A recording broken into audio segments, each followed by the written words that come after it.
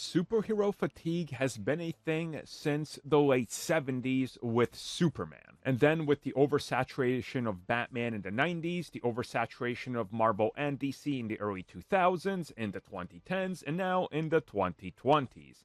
But this time, one of the actors that's part of an ongoing franchise, aka Paul Dano, aka The Riddler, talks a little bit about superhero fatigue and why DC doesn't have it.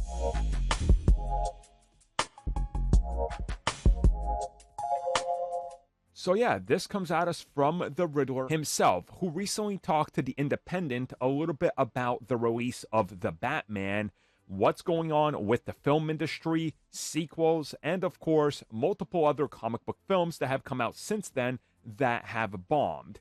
AKA The Flash, Black Adam, Aquaman, Blue Beetle, The Marvels, Madam Web, tons of films, not just comic book films, but comic book films have also taken a hit.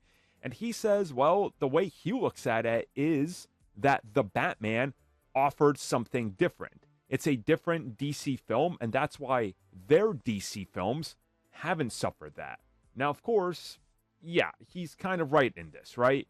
Like, The Batman is completely different. It's not like any other comic book film out there, and people were genuinely interested to see what they do with it and how it's going to hold up. Especially because there was a lot of comparisons being made to the Dark Knight trilogy.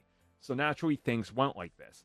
At the same time, he's also addressing the bigger situation here, talking about how, well, if a lot of stuff looks the same, people might watch something else. Something else was The Batman, and clearly not The Flash or The Marvels, which again, is correct, and that perception is right. There is, I think, fatigue to some degree, but not a whole industry fatigue, because if that was the case, then no superhero film would be making money. It'd be just like Western fatigue. When Western fatigue hit, it wasn't just, only bad Westerns or some Westerns make money. No, Western fatigue set in, no Western made money. That was it. It was over. We're not at that yet, and I think some people are conflating and confusing the two. So the way he's saying it is, keep making stuff that's interesting and not like anything else, and people will show up. Which is true.